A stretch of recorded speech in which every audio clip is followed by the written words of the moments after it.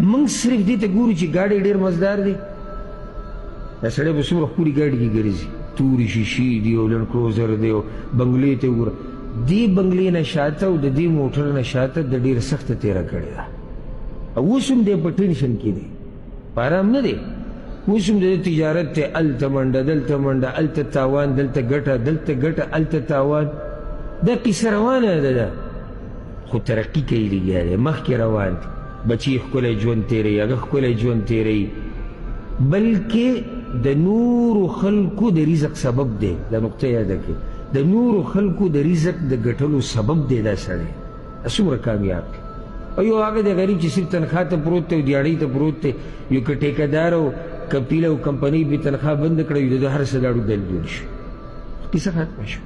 د تجارت زړه توکل نه بعد غټ زړه غواړي، چې دومره زړه دې نه وي که نه دومره، نو ته تجارت نشي کولی.